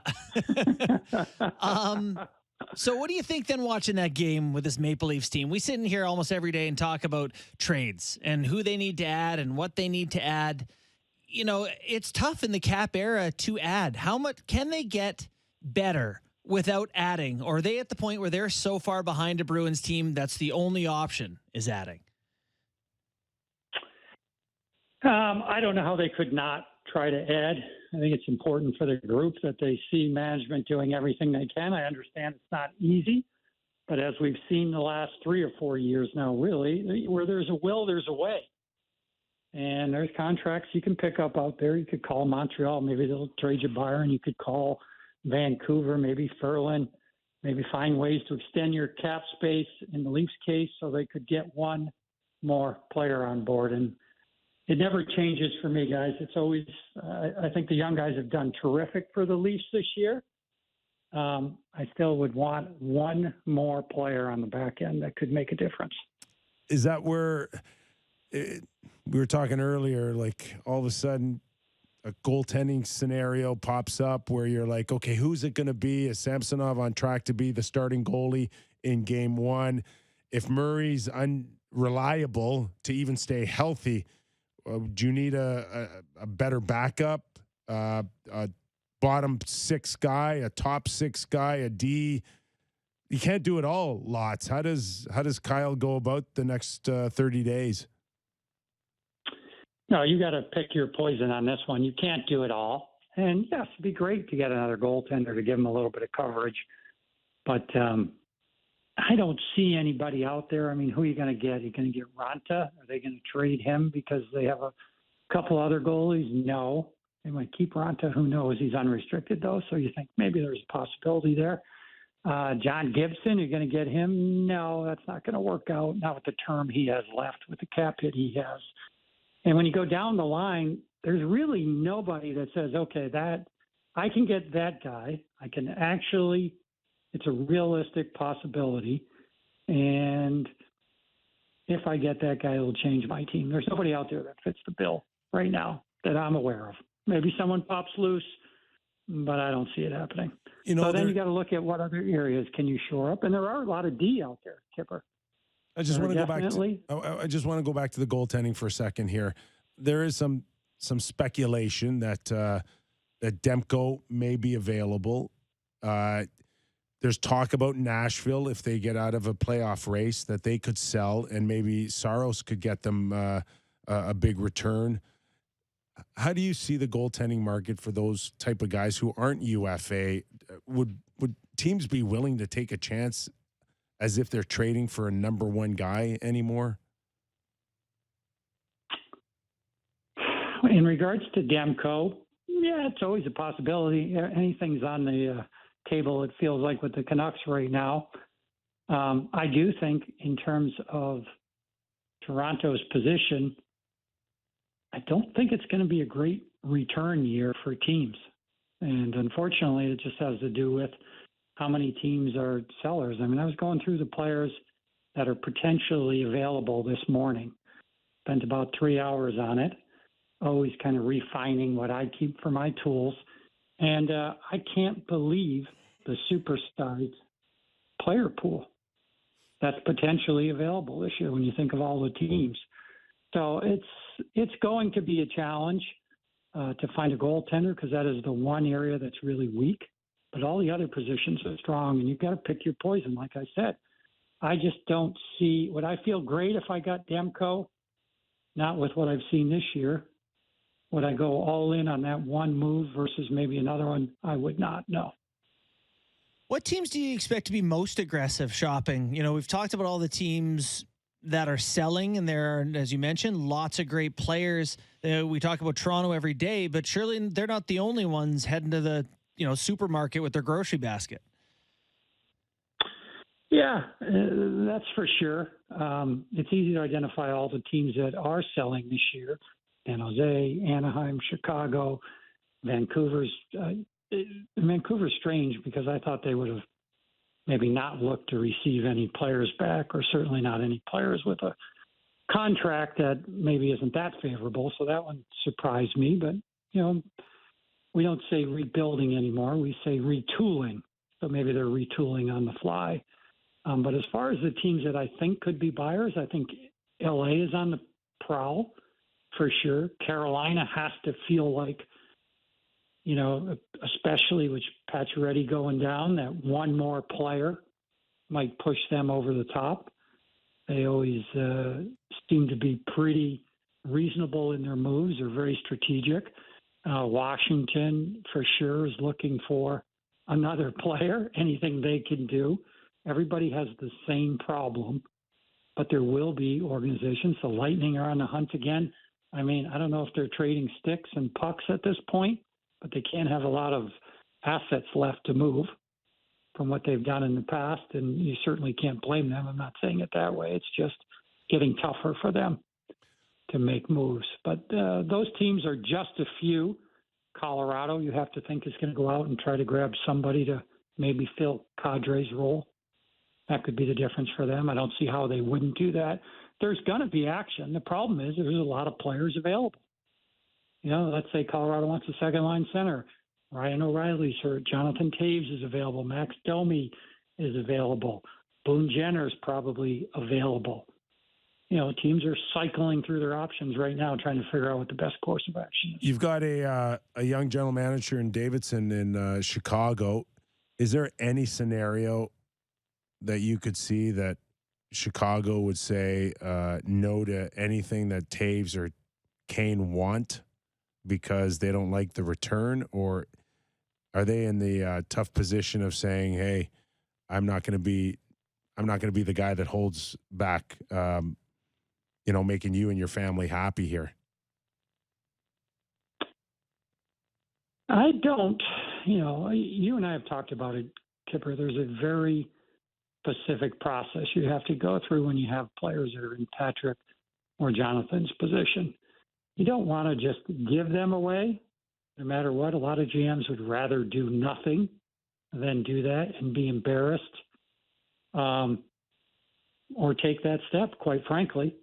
Some guys, we saw last year with Anaheim, they decided they're moving on from Lindholm, they move on from him. The Buffalo Sabres decided they were moving on from Taylor Hall, they move on from him. Yeah, but they're not considered their best franchise players in history. And if Taves wants to go to Colorado and they're only offering him a third or a fourth round pick, I mean, could you see Chicago saying no, we want a first in this? Yes, I could. You could, and I think they'd be justified to ask for more, mostly because they're going to pick up 50% of the cap, and there's a value to that. If you want to get the experience of a Jonathan Taves, who's making $10.5 million on his cap, his cash is actually really low. I think he's only making $2.9 million salary, but it doesn't matter. The cap hit is valuable. Chicago shouldn't fight that, so they probably would agree. And I'm just guessing, I'm not speaking for them.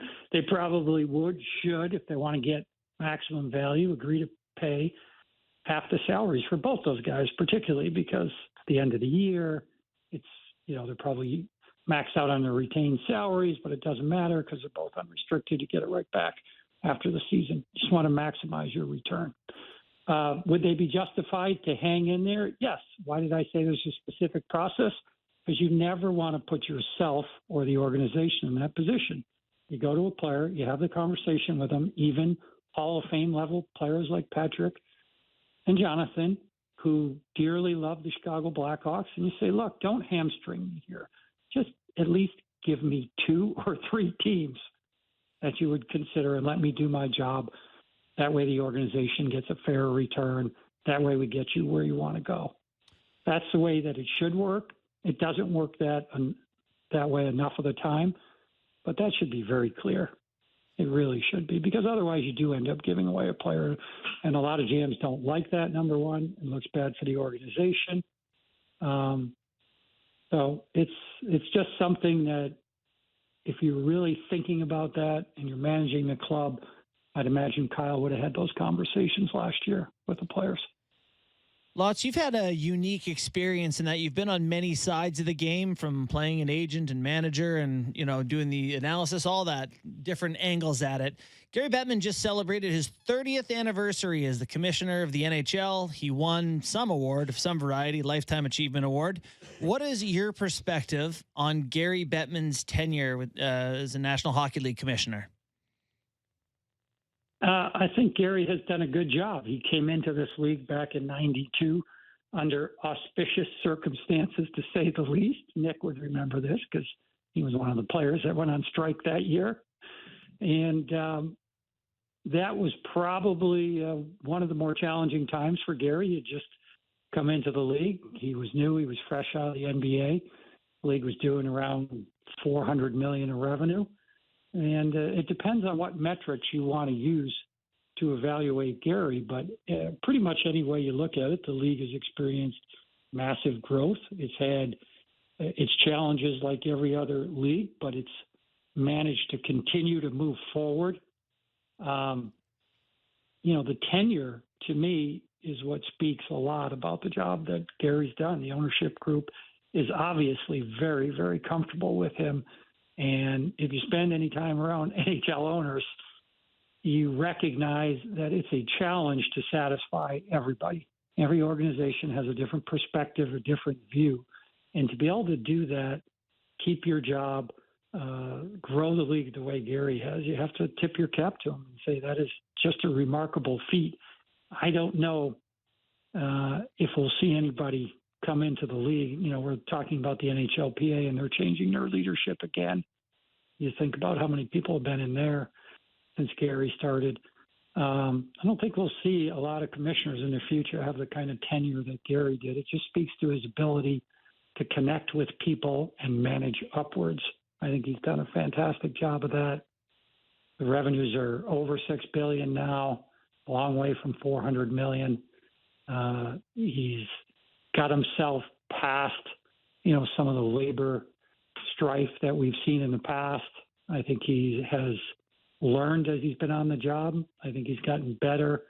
I think he's softened. No one will probably like to hear that in the ownership group, but I think overall Gary has softened to see the macro view more clearly of the NHL, and I think that's really helped him and helped the league. Lots. We were talking earlier about that report that ratings are down between ESPN and TNT, and yeah, maybe they're justified. Justin threw out a couple of reasons why, but would that bother Gary in the league regardless? That would really bother him. You have no doubt he'll be on top of that, Kyper, and he'll figure it out. I didn't hear what Justin's reasons were. If you wouldn't mind, please repeat them to me and I'll comment.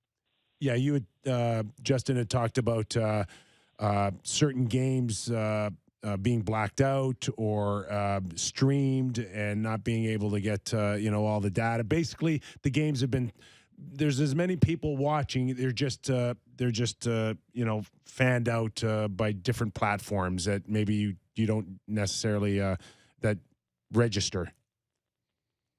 Yeah, I'd say that's accurate.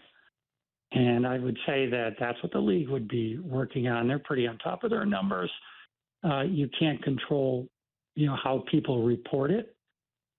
But you'd have to ask Gary. I would say that, and that's exactly what I would have said, by the way. Yeah. So I would say that Gary would make that correction privately. He's not a guy to really do it publicly, although I think you'll see some explanation to it. You had two new partners in the game last year.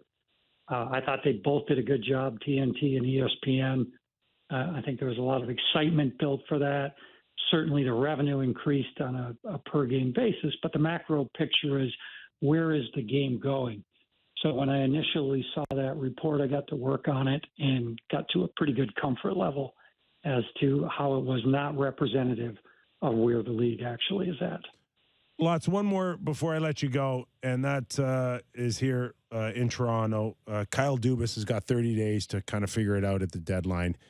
It's been well documented that this guy would dearly love an extension. He's not getting it, and it appears that he won't get it until there's success after the first round.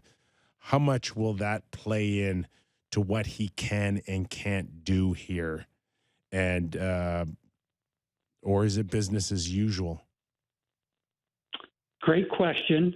Hard to define from our positions. Would have to think he has the leeway to continue to operate the way he has. But if he steps outside of the box and, let's just hypothetically say he wants to trade 3 first-round picks for Ryan McDonough, the Nashville Predators are out of it. And he's the missing link, leadership, top 4D, Stanley Cups, 4 appearances in the finals, blah, blah, blah. Do I believe he could do something like that? No, I don't. I think that'll be managed, but I think that's pretty standard. I think he'll be able to operate the way he has in the past. I just don't think he'd be able to deviate so dramatically that no one would notice. In terms of Kyle, I always call it like I see it with Kyle. I think he's done an excellent job overall. Their team has been tremendous. I think if he doesn't make it past the first round, then who knows what happens. But it wouldn't be on the grounds of that the team didn't play well this year or didn't show well. It would be on the totality of the lack of playoff performances. And why do I say that? Because I think someone else will hire him very quickly, to be honest with you. I really do. Lots, really appreciate your time, man. Thanks for doing this. My pleasure. Thanks, Lots. Appreciate it. Brian Lawton. Oh, You said it best. Guy that's done it all. Yeah. What'd you think of his answer on Kyle? Yeah, I agree. I think he nailed that. By the way, I wanted to say thank you during that interview because I was not listening at the one point because he had mentioned Lots. Boone Jenner is a name, which I was like, that's an interesting name. He's a big body guy. He scored 23 goals in 50-some games last year. He's available for $3.7 million cap hit. It's Kerfoot's number. Yeah. The big guy like that. I don't know. Does that interest you at all? Boone Jenner? I also read some Tarasenko quotes, which I'll read to you in a sec. Adam Henrique, you mentioned him as well. Yeah. I'd probably go there. Okay. Before I would Boone. Jeremy Rutherford interviewed Tarasenko at the All-Star game and asked about this being the last time that Tarasenko would represent the Blues on the big stage. Tarasenko says, yes, obviously, yes, because even Vladdy doesn't know the future of Vladdy. There is only one guy who knows more than me, and his name is Doug Armstrong. I think that's the guy you should talk about with my future with the Blues. And He pulled a Pierre Dorian. Yes. He said, have you had any more talks to them lately? And he said, no, not lately. So I feel like Vladdy is on the way out the door and has no control over that. I probably think that they've been trying to trade him for a while. Wasn't it Seattle who passed on him in the draft? Yeah, they didn't treat themselves at all. No. During that. Go get yourself something nice. They didn't take him. They didn't take Duchesne. They didn't take any of those guys. You got to understand that if teams have a game plan, you don't deviate from the game plan. Well, actually, didn't they get Vince Dunn? Was that who they took from St. Louis? It Vince Dunn is like their top D. Yeah, he's been he plays like 25 minutes so a night. maybe there's some good reason. So, just because something shiny comes along doesn't mean that you're going to go off the beaten path here. And there's some people that are saying, Seattle's going to trade Shane Wright for someone that can help them now. And it's like, relax, no, fellas. that's not happening. Yeah. They won't do that. They didn't have a knee-jerk reaction missing the playoffs last year, and they're not going to have a knee-jerk reaction to thinking that they can win the Stanley Cup this year. For sure. It's a long-term plan, or at least so we're told. So, yeah, I agree they won't do that. All right, Sammy, you want to get back into this importance of priority for the National Hockey League, and Connor McDavid sits at the top, correct? For you, yes. And who's the second most important player as far as the National Hockey League is concerned? I think it's probably Ovi because of the goal chase.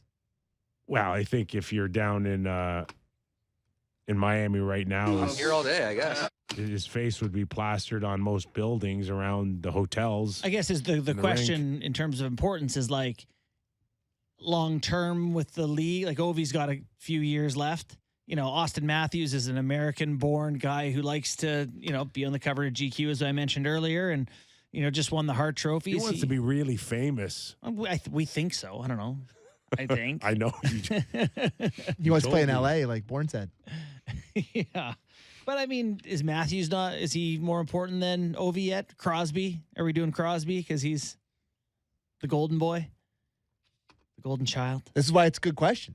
It's hard to quantify exactly what it means, but I think if you were Gary Bettman and you were writing down a list of guys that are important to your league, let's just say within the next couple of years, I think it starts with McDavid, and number 2 is Ovechkin. And it's, maybe not what you want to hear, but the goal chase this is literally the all-time goal record that he is under 100 away, under 80 away. And I'm sure there's a little apprehensive, too, on, the temperature, the political temperatures. That's a huge part of this conversation. Right? That has to play into it on how hard do they push and how you want to make sure it's as positive as it can be for the NHL without kind of pushing your luck on it, right? Mm-hmm. So, but it kind of disappoints me that Crosby wouldn't be thought of until like the 3rd, 4th, or 5th guy, especially with what he's been able to do in the past 15 years. He probably has the greatest brand recognition in the NHL today. We talk about, just like if Jimmy Kimmel knows who Sidney Crosby is, I bet. I would agree with that 100%. That Sid, this is our new measuring stick. Sid would really, when push came to shove, be the face of the NHL right now. He's probably a more famous name. Yeah, I would agree with that. Sid over McDavid.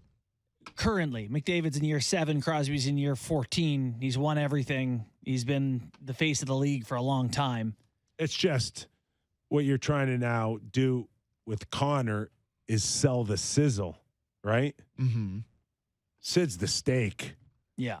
Connor's the sizzle. Interesting. Yeah, I like that. It's well done. Okay. Are we done with that? Let's go.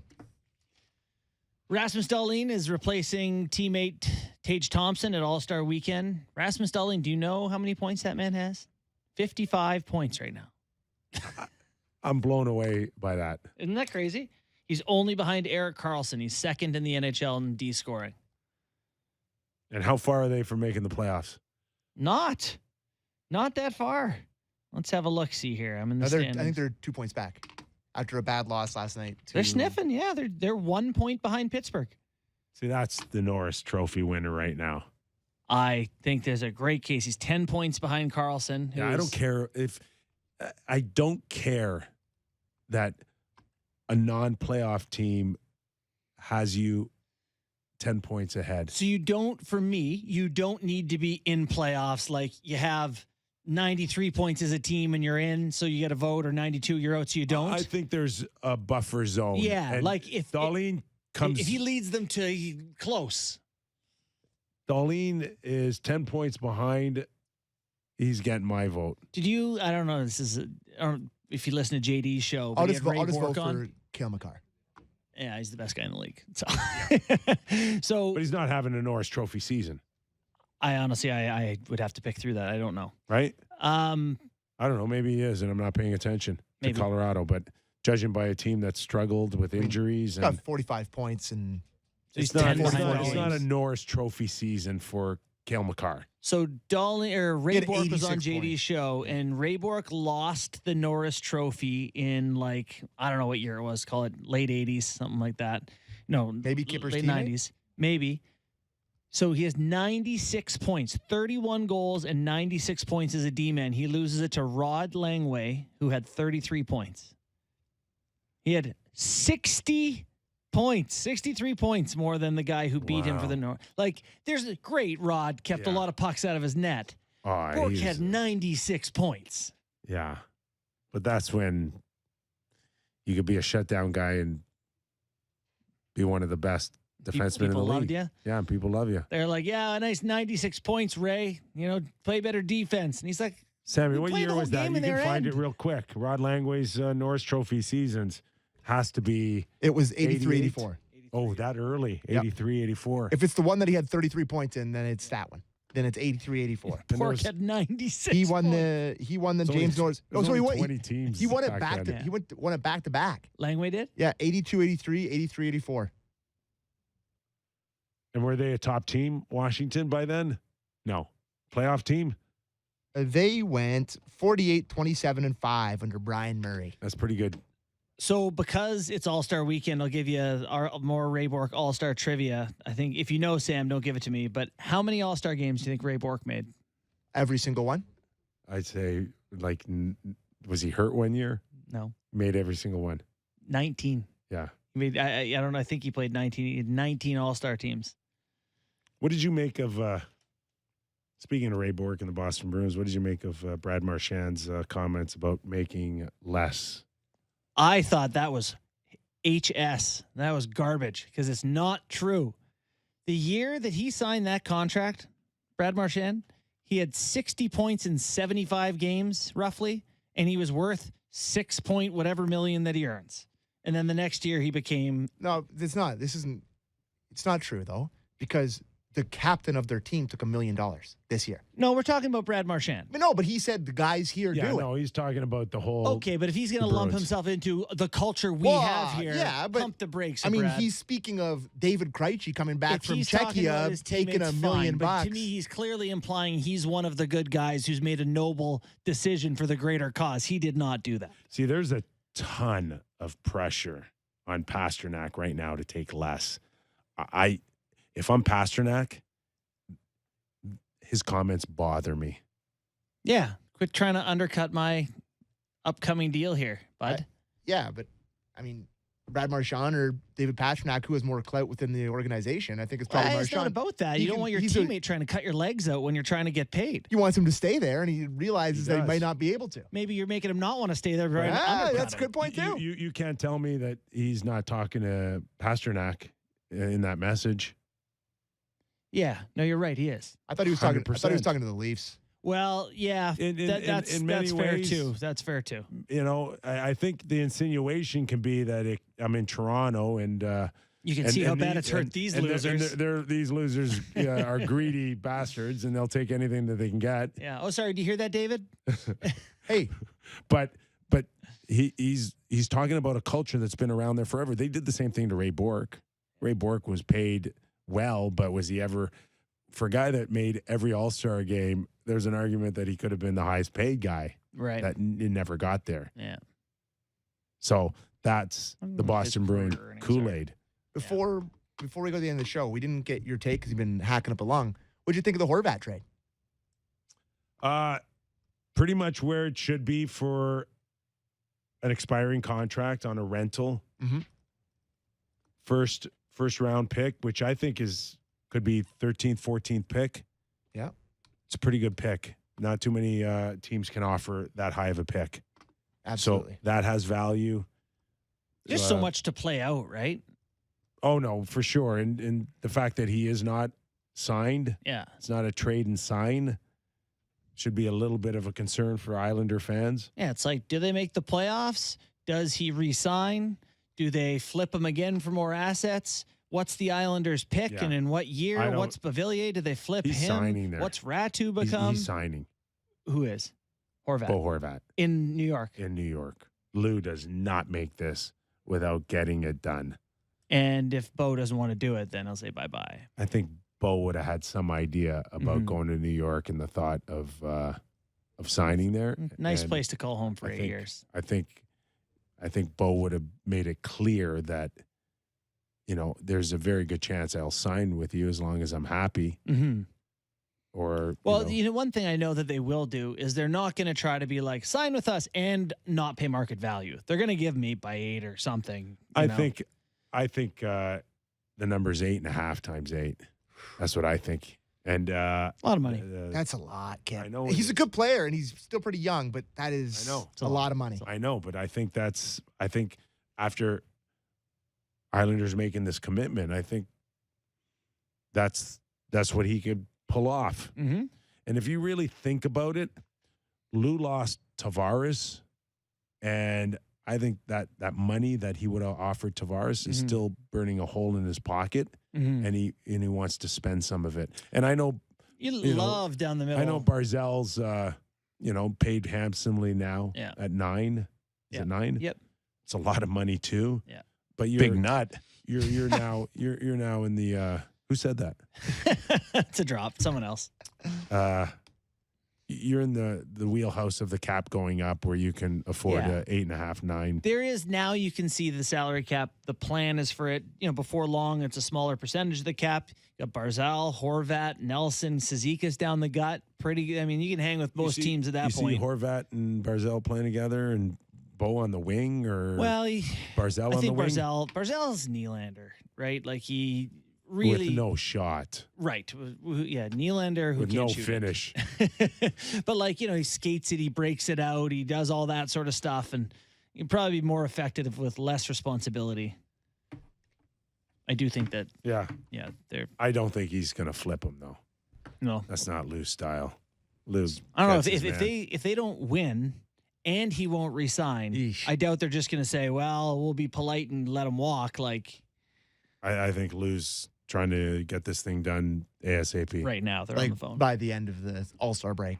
So at the All-Star game, he's going to play for the Pacific Division and wear an Islanders logo is the plan. Because apparently, Good, because I was so worried about that. You know what does? you know why it is interesting? Sandis Ozolinsh was traded from the Florida Panthers to, I think, Anaheim, and then played in the All-Star game, and they had him wear and he didn't play. He wasn't going to wear the Panthers logo, and they wanted him to, so he literally skipped the game. That's where we've come to. I love it, boys. It's a big day up in my neck of the woods, up in Owen Sound, near Owen Sound. You're doing Hockey Day in Canada again? It's Groundhog Day. Oh, so what happened? And Wyatt and Willie, who came out? Sound? Wyatt and Willie, the only ones that matter. He's about a 20-minute drive from Owen Sound. He came out, did not see his shadow. We're gonna be golfing soon, boys. I heard he was dead. No, it's a different one. Screw that groundhog. There's only one that matters. It's Wyatt and Willie, and he did not see his shadow. And that means we'll be golfing sooner rather than later, boys, even though it's minus 85 out tonight. Awesome news. Thank you. I'm really glad I had to bring that in. Willie was not invited to Hockey Day in Canada? No, I actually saw the Tragically Hip at the Wyerton Willie Festival once. It doesn't get much more Canadian than that. All right, boys. Where do you go from there? What are you watching tonight? Movie? Well, we got some time off now. Yeah, I'm probably going to watch the Elvis movie tonight. I heard it stinks, but I'm going to watch it. Oh, why would you Watch say that? the Ballard doc. Elvis was good. Yeah? It's one of the Oscar movies. I'm trying to get all the Oscar movies. No, watch Elvis. It's good. Okay, I'll watch it tonight. I'm reading a book on algorithms. You dork. I built one. Oh, did you? For my app. Which you own. Well, we'll have to have a talk about it. Which you own. Next Rewards. Check it out. Check it out. Download it on Analog or iOS. Don't ask me. That's my tech term. All right, our thanks to Luke Gazdic and Brian Lawton. Yes, I got through the show. Thanks for putting up with me. We're back tomorrow.